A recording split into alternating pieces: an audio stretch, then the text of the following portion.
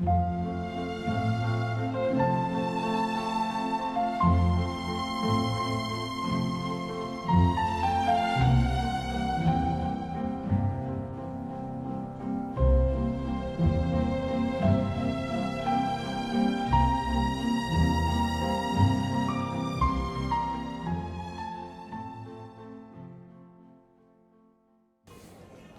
buenas. Bueno.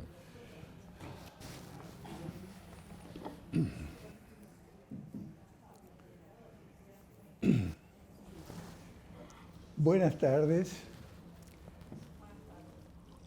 Quiero en primer lugar agradecer a esta institución que me ha ofrecido este marco magnífico para el diálogo que voy a tener con Santiago, y en particular en ella a su director académico Roberto Bosca y a su director ejecutivo Sergio Delgado, que han colaborado con nosotros para que esto fuera posible.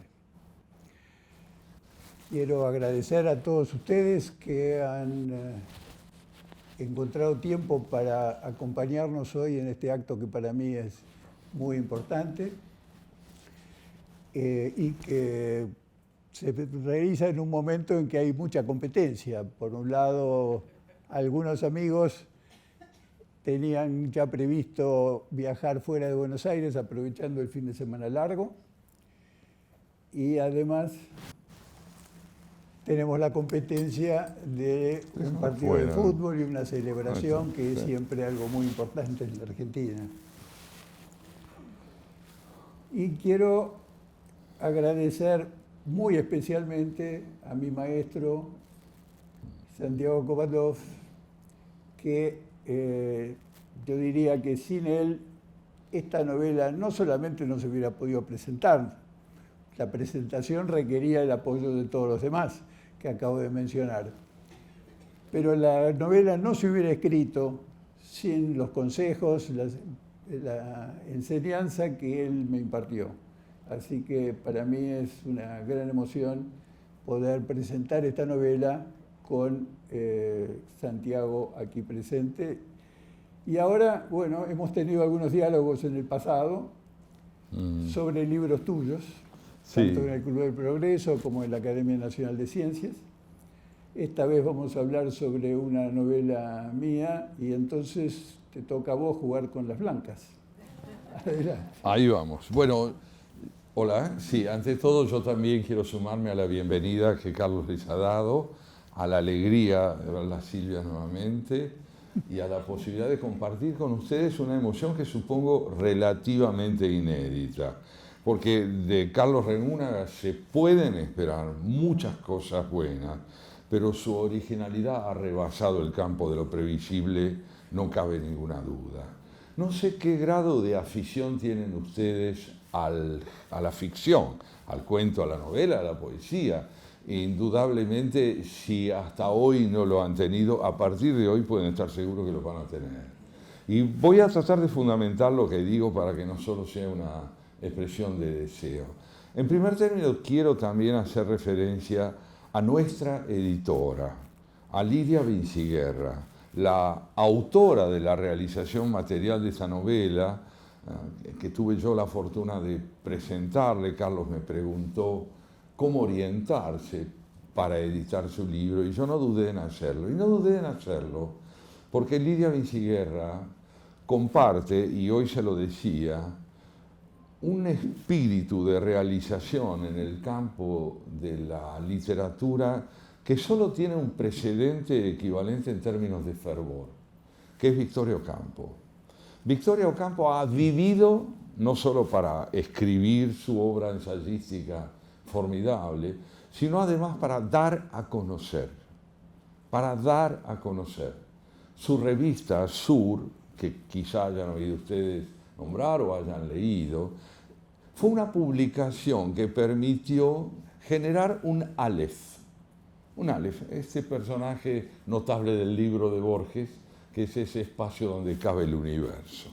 ¿Por qué? Porque Sur era una revista que nos traía el mundo, nos traía la literatura francesa, la inglesa, la alemana, la rusa, nombres desconocidos de la literatura hindú, figuras notables de Europa Oriental que acá sin ella no se hubieran conocido.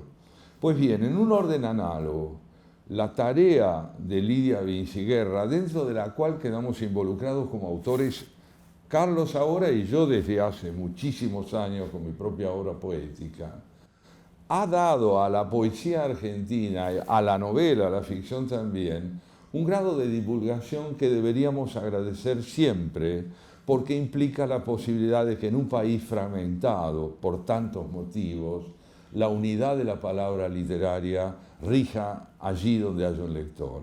Y en ese sentido, entonces, en nombre de los dos, quiero expresarle a Lidia muchísima gratitud y la alegría de seguir contando con ella.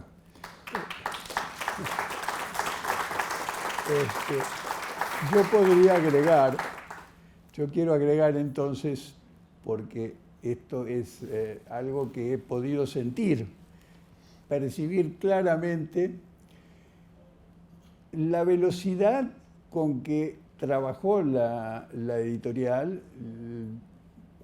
Yo había hablado con Lidia cuando vos me sugeriste esto un día y ella me dijo, bueno, mándeme el texto y lo vamos a revisar, pero deme tiempo.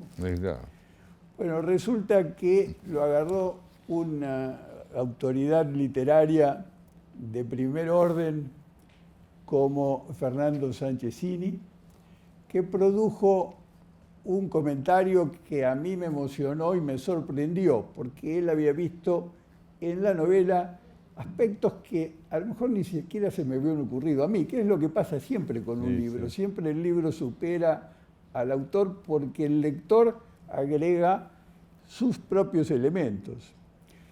Y de ahí entonces Lidia me ha torturado todo el verano.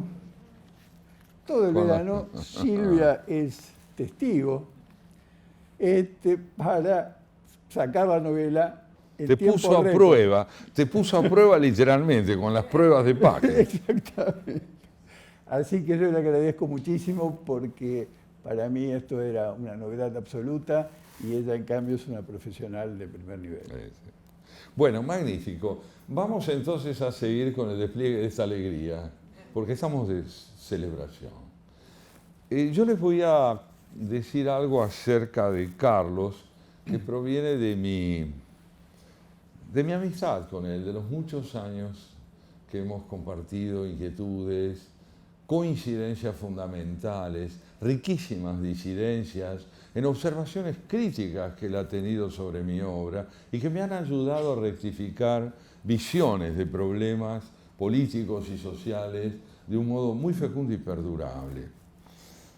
Carlos es literalmente un hombre culto. ¿Esto qué quiere decir? No quiere decir que le interesa la historia, que le interesa el derecho, que le interesa la política. No. Quiere decir que ha comprendido la interdependencia entre la historia, el derecho y la política. Hay cultura, no donde hay idoneidad en un campo determinado, hay cultura donde el espíritu universal, el de la interdependencia entre las partes, prepondera. No necesariamente un violinista es culto, puede ser un excelente violinista, pero no necesariamente un hombre culto. No lo es un ingeniero, ni siquiera un escritor. Hay cultura donde hay un sentido orquestal del saber, de interdependencia entre las partes.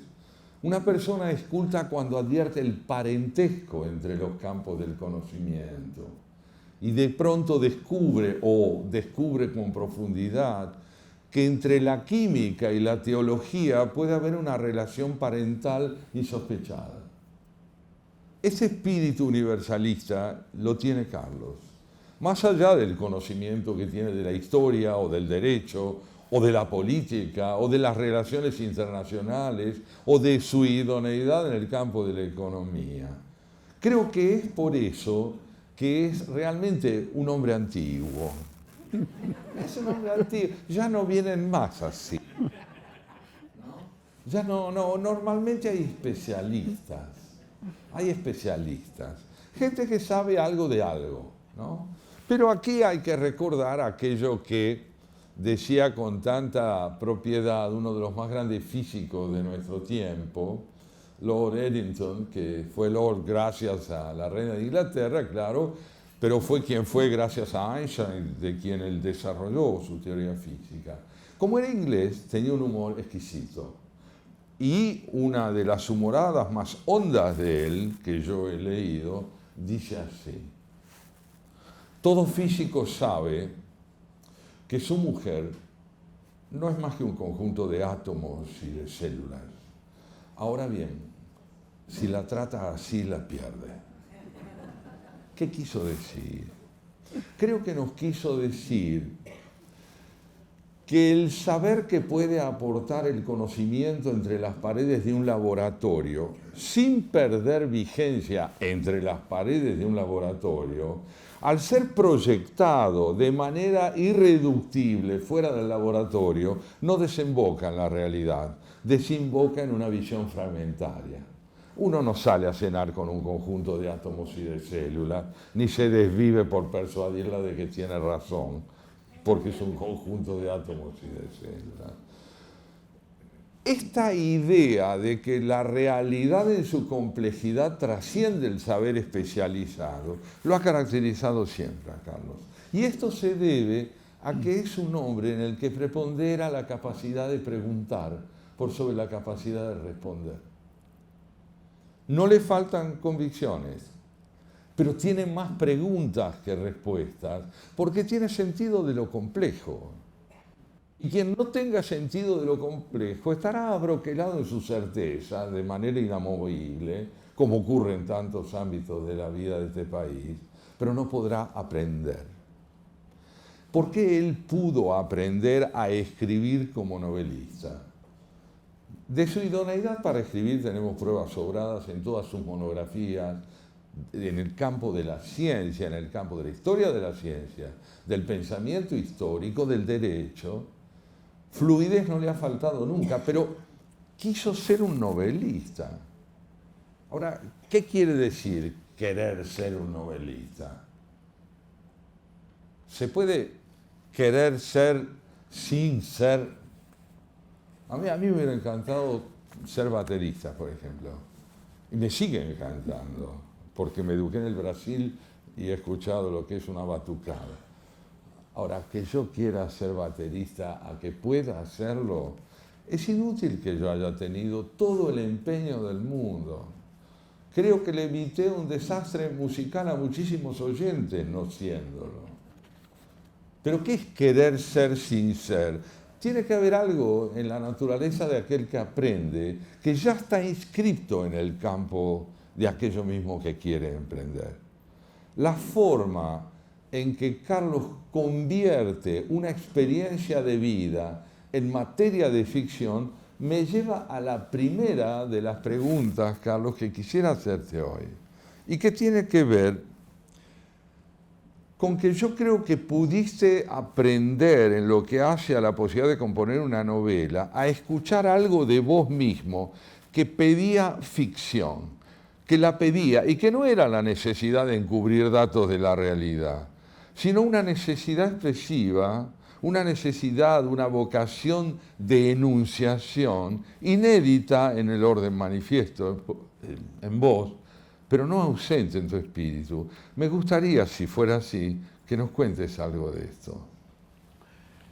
Vos tuviste mucho que ver con eso, pero me voy a referir rápidamente al otro punto que trataste, referido a... La verdad que yo no me considero un hombre culto, pero sí un hombre que trata de ser culto. Acabo de inscribirme en una de las tareas más importantes que realiza esta institución, que es la Diplomatura de Cultura Argentina. Porque si bien hay algunos campos en los cuales puedo saber algo, hay muchos más campos que trata esa diplomatura que no conozco. Y entonces el 11 de abril empezaré un curso de 2 años que yo recomiendo a todos ustedes y que, digamos, para hacerles un favor les comento que hay una clase abierta a todos, explicativa, pero que es el inicio de esa diplomatura, a cargo de Mirta Morandini el 11 de abril. Con respecto a la historia de cómo se genera esta novela y cómo trato de aparecer como, de disfrazarme de novelista, vos tuviste muchísimo que ver. Pero el origen fue que yo, en una época después de la experiencia que tuve en el Banco del Interior de Buenos Aires, unos años después había puesto un estudio con un amigo que debería estar acá, que estaría encantado de estar acá, y que creo que recordamos ambos que es Hugo Di Florio. Él era un poeta. Sí. Yo escribía poesía.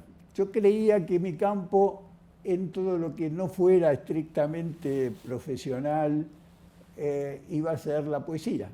Además tenía la ventaja de que uno podía escribir poesía rápidamente. En un día, en dos, uno tenía un poema, lo corregía 2 días después y ya estaba. Como tenía muy poco tiempo, parecía algo muy práctico. Yo creo que Hugo se dio cuenta que no valían mucho mis poemas, pero no quiso decírmelo él. Entonces me sugirió que hablara con alguien que realmente tenía autoridad. Y fui a verte. Yo te leí algunos de los poemas que había redactado. Me dijiste, son muy emotivos, a mí me parece muy lindo que usted tenga este gesto con su mujer, porque casi siempre estaban dedicados a Silvia. Pero desde el punto de vista literario, esto no vale nada. Es verdad. Ahí murió mi vocación de poeta. No fui un asesino, solo atestigué lo que ocurrió. Menos mal que se te ocurrió decir, probablemente por una visión de gente que, como vos, que conoce el ambiente y el tema y la materia con la cual uno encara esto, a mí me parece que lo suyo es más vale la prosa. No tiene ninguna idea para trabajar. Y claro, yo había vivido esta experiencia en el Banco del Interior de Buenos Aires, había hecho una investigación donde había descubierto delitos, pero no solamente delitos, sino que además había constatado que existía todo un esquema de orgías para comprometer a sus gerentes y funcionarios que tenían que mantener en marcha este sistema. Y entonces le dije, acá hay de todo, esto es ideal, hay material para redactar una novela, debe ser fácil redactar una novela. Estuvimos 6 años, 7 años reuniéndonos cada 15 días y Santiago seguía implacable. Yo le contaba lo que pensaba escribir y más o menos salía, porque en general he tenido más facilidad para hablar que para escribir. Cuando se lo llevaba escrito, lo destruía. Bueno, Sí, los verbos terroristas que está utilizando mi amigo, se los perdono porque lo quiero. Digamos que yo era riguroso y en nombre del desarrollo de su tarea me parecía imprescindible señalarle los errores que cometí.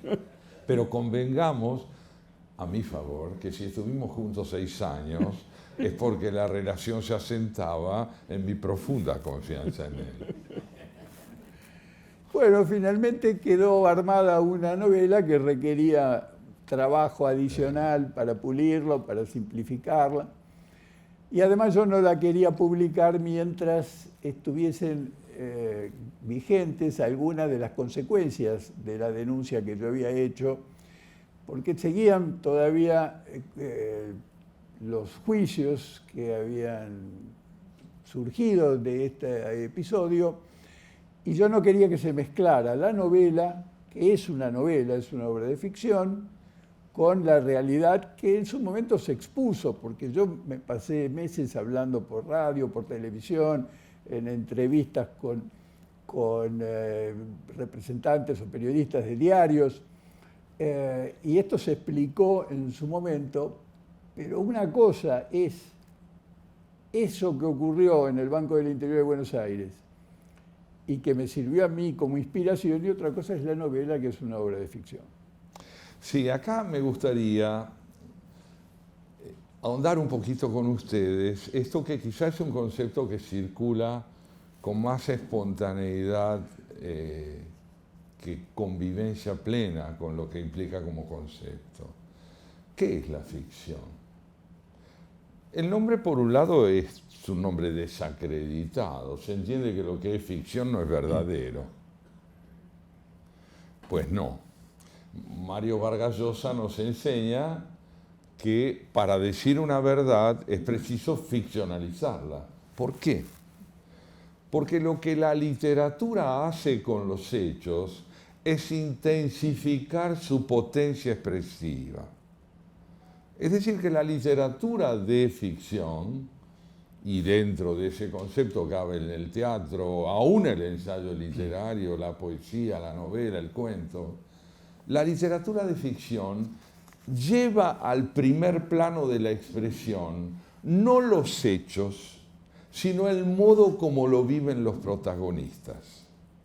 Este deslizamiento del campo de los hechos, que son, por ejemplo, la materia de la denuncia de Carlos, del abogado Carlos Reguna, no son la materia de la novela en primera instancia, sino que tomando esos hechos, él se concentra en el modo como quienes protagonizaron todo eso, vivieron con distintas intensidades y propósitos aquello que ocurrió.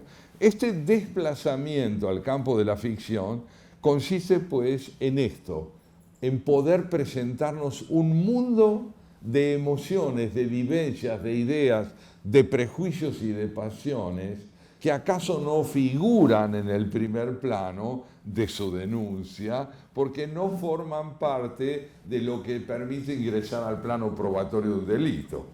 Los hechos son una cosa, la significación emocional que tienen es otra. Por eso yo te querría preguntar también, y esto cuando ustedes vean la novela lo van a advertir.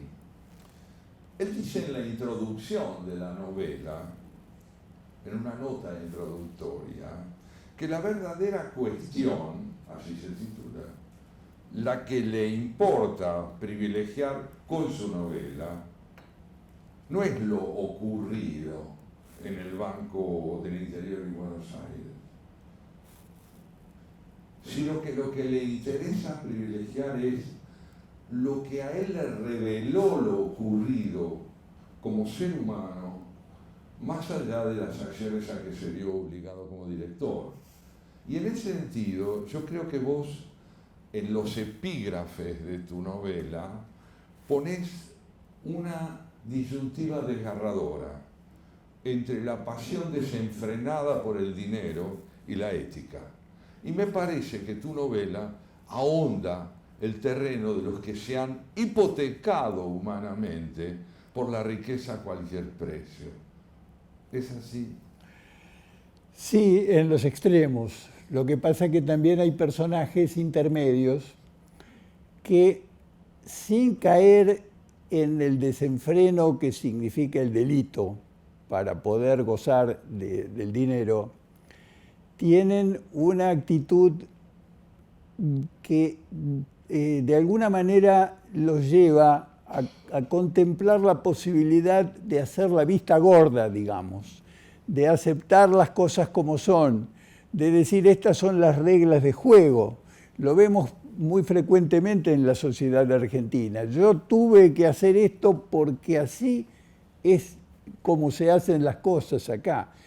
Y esto significa que alguien que a lo mejor es honesto en sí mismo cae en prácticas corruptas. Entonces hay toda una galería de personajes.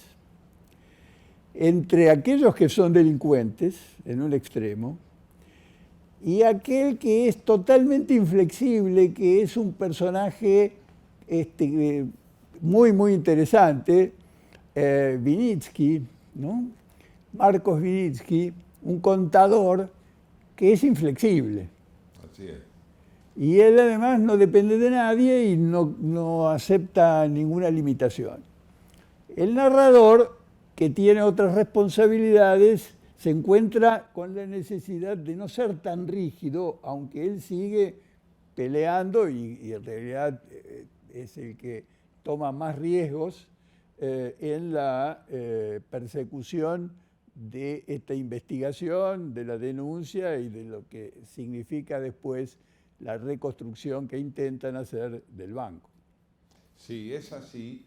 Hay todo un trasfondo político en la novela. Son los últimos años del gobierno de Alfonsín, esa turbulencia, y la novela desemboca en los primeros años del gobierno de Menem.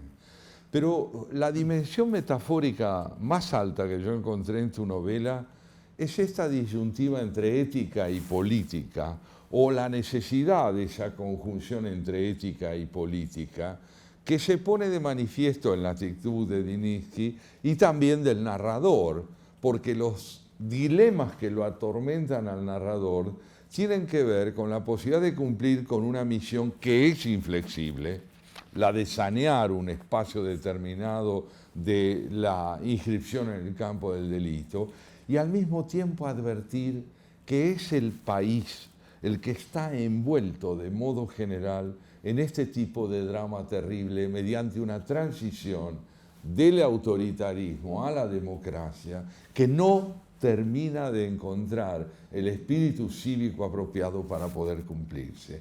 Hay personajes, más allá de esta dimensión política, sobre los que me encantaría hablar con vos hoy para que nuestros amigos se enteren más.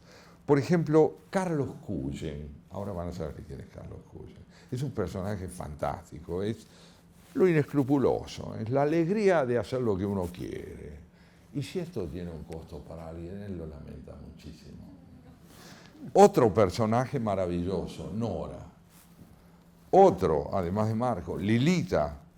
Son personajes que tienen, y quiero decirlo, la posibilidad de probar que efectivamente escribió una novela, porque están vivos. No son eco de una realidad externa, han ganado en la expresión de Carlos la potencia expresiva de personajes que tienen una realidad autónoma. No importa si son el correlato de personajes reales, importa que él les dio vida. Y aquí algo más, que tal vez te parezca una paradoja.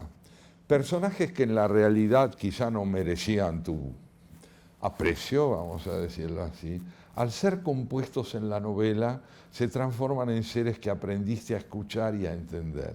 ¿Es así?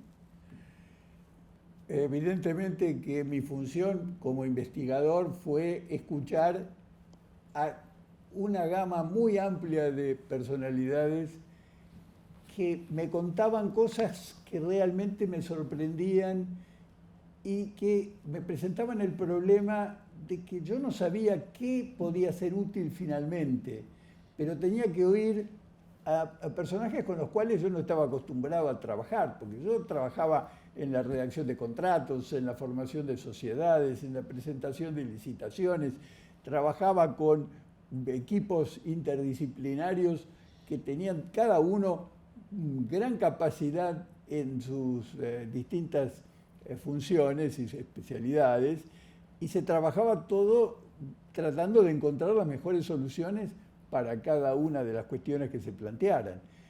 Pero en esta investigación realmente me encontraba con personas, digamos, para no usar la palabra personajes y mezclarlos con los de la novela, personas que tenían objetivos muy distintos y que me contaban cada uno lo que les convenía decir.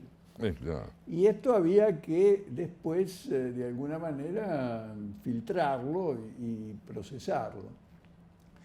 Ahora, ya que vos mencionaste a Nora y a Lilita, ahí hay también toda una gama de personalidades.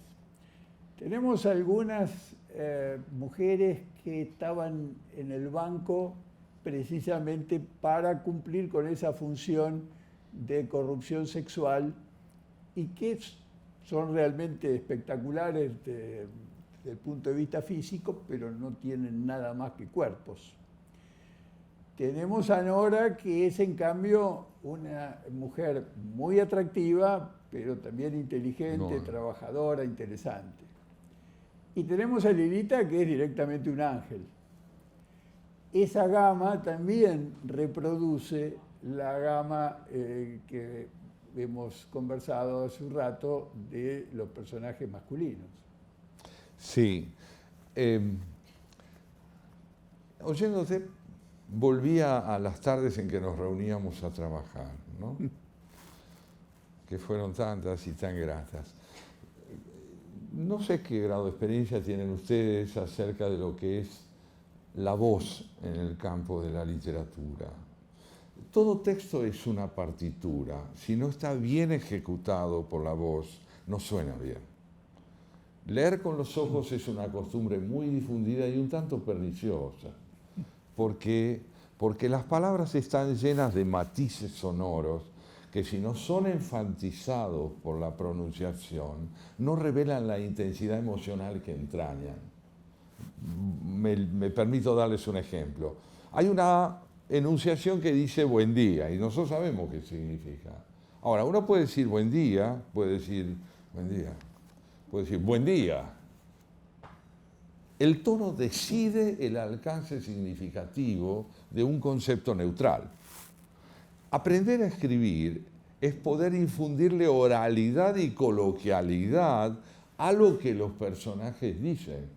Las palabras, al ser pronunciadas, dicen cuál es la intensidad con que un personaje está hablando. Y lo que Carlos aprendió a hacer en su trabajo de estos 6 años, realmente, y por eso la novela es consistente, es que el texto tiene temperatura oral. Si uno lo lee con la voz, escucha la dimensión emocional de lo que los personajes dicen.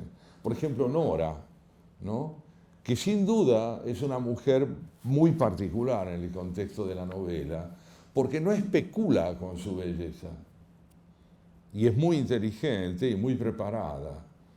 Y en un juego de contrapunto entre esas formas degradadas de la femineidad, donde de pronto la identidad de una mujer se reduce a la de una cosa, o en un extremo opuesto radical, lo que decíamos de Lilita, que es un personaje angelical, la enunciación, cuando hablan, lo que trabajábamos incesantemente nosotros, era cómo infundirle a su palabra tonalidad, para que al escucharla supiéramos cómo es. Y esto él lo logró. Por eso, tal vez, una de las preguntas que me parece que se imponen en un encuentro como este respecto de tu condición de novelista es que con esta novela termina tu trayectoria en el campo de la ficción, o hay algo que remite a aquella pregunta que te hice hace tantos años: ¿usted tiene algo para decir más en prosa?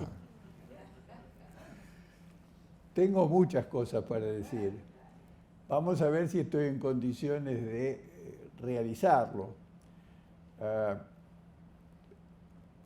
La novela termina, no voy a adelantar el final porque me gustaría que leyeran el libro los que no lo han hecho y descubran el final por sí mismos. Pero abre la posibilidad de una secuela. Porque hay un segundo informe, que eso sí se dice en la primera página. Cuando la novela empieza, la lectura, en realidad empieza por el final, en que el narrador, Eduardo Aguinaga, va hacia el centro para reunirse con el empresario, Carlos Cullen, y presentarle un segundo informe, una segunda investigación que ha hecho, el resultado de esa segunda investigación. Y finalmente se hace un análisis entre los dos, cuando finalmente se reúnen, y se llega a la conclusión de que no se puede utilizar ese segundo informe en ese momento, y que Cullen le pide a Aguinaga que guarde el informe, que lo conserve gran sigilo, que algún día se va a utilizar, que algún día o bien se hará una denuncia o bien se publicará y queda pendiente. Entonces esta es una posibilidad. Tengo algunas otras ideas más íntimas, digamos, pero no sé si voy a poder trabajar solo, si necesitaré ¿Un amigo más joven que yo?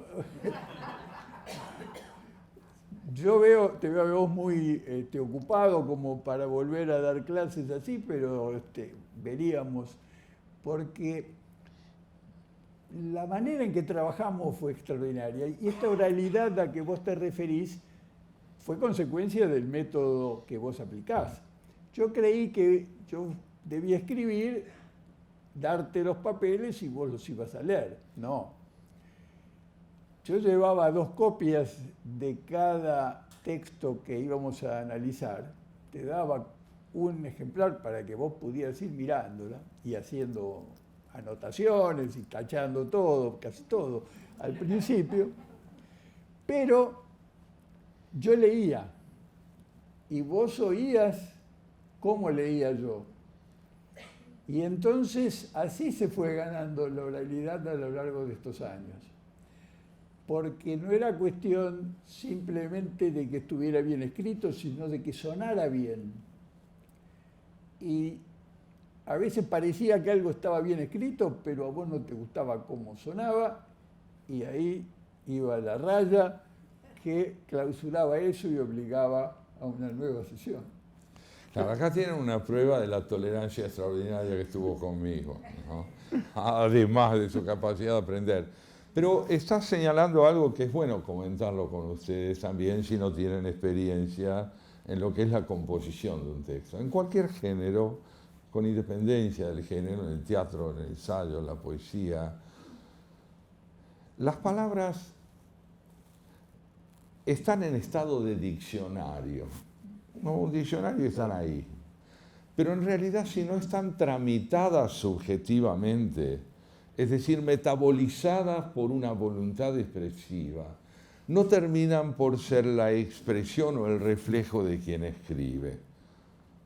Todos los poetas, todos, hablan de un repertorio de temas muy limitados. Borges lo dice con claridad. Hay muy pocos temas en literatura. Un viaje, un amor frustrado, un amor logrado, el encuentro de 2 amigos, el descubrimiento de un misterio, la posibilidad de una revelación que tiene que ver con una vida cotidiana de pronto reencontrada y no mucho más.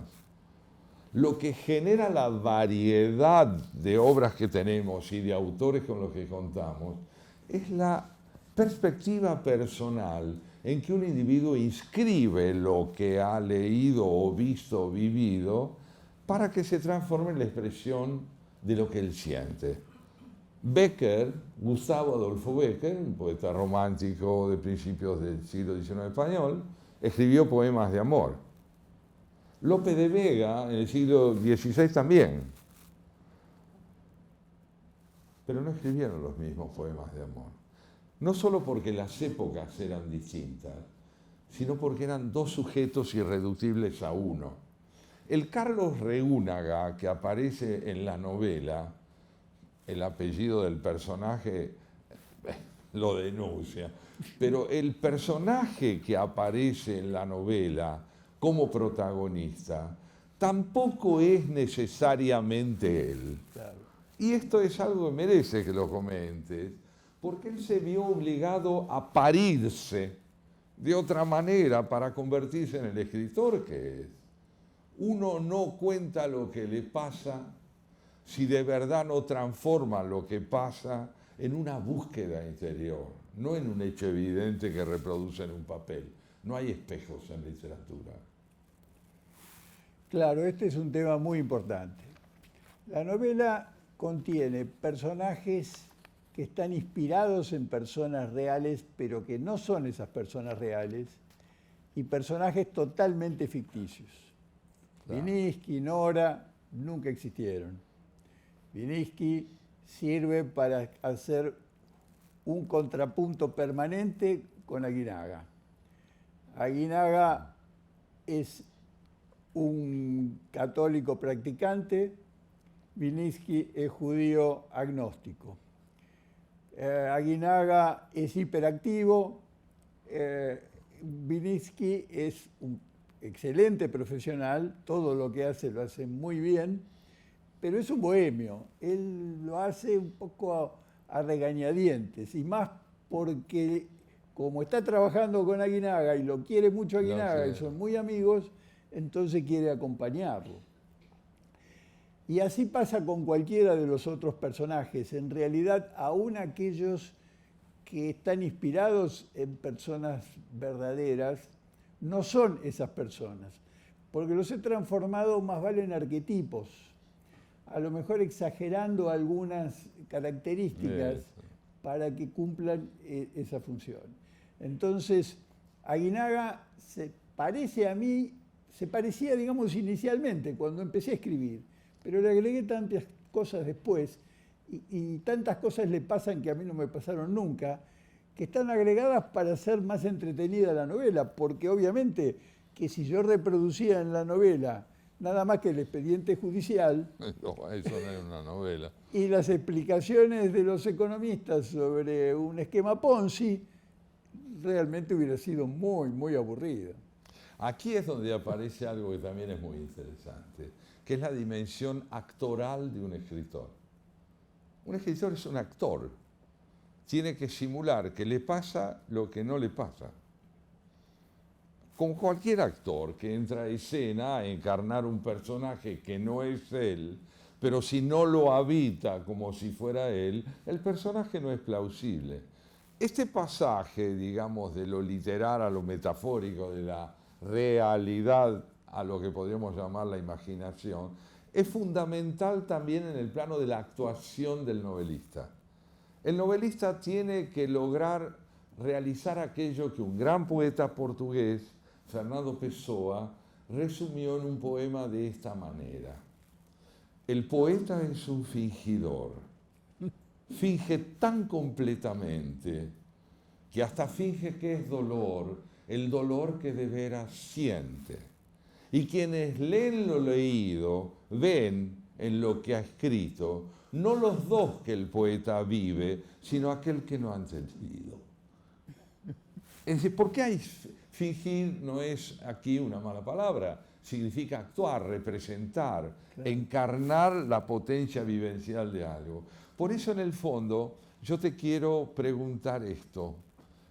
¿No llegaste a desconocerte mejor escribiendo? No lo sé.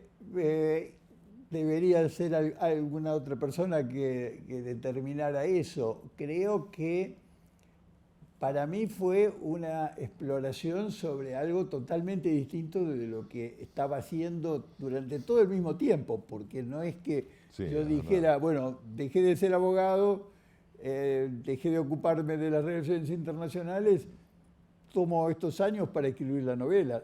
Todo se hizo al mismo tiempo que yo dirigía un centro de estudios de los Estados Unidos, la representación acá, viajaba a Washington continuamente, seguían los juicios relacionados con el Viva y además tenía el estudio jurídico con Hugo Di Florio, donde teníamos otros clientes y otra problemática. Pero sí, yo creo que para poder generar estos personajes con características distintas, más interesantes, arquetípicas, uno tiene que explorarse y explorar lo que puede ser otra personalidad que a lo mejor uno conoce en otro campo, pero uno dice, bueno, ¿qué pasaría si uno se encuentra con este o con aquel y ese hace otra cosa? Y bueno, entonces eso da la posibilidad de redactar algo que es ficción. Así es. Bueno, yo creo que a lo largo de esta charla queda claro que la ficción es esa forma de la verdad que no se contrapone a la realidad, sino que la potencia. De modo que si ustedes quieren conocer un poco más la realidad de la que habla el abogado Carlos Regúnaga, lean al señor Aguinaga en la novela, en sus relaciones, especialmente con Vilniski, porque ese vínculo de amistad entre un hombre apasionado por la búsqueda de una verdad y otro que sobre todo está enamorado de la amistad. No le importa la verdad, le importa el afecto. Y ese vínculo está logrado con una potencia poética que desmiente aquello que en un comienzo le dije a Carlos, que él no era un poeta, lo fue. Bueno, muchísimas gracias por todo.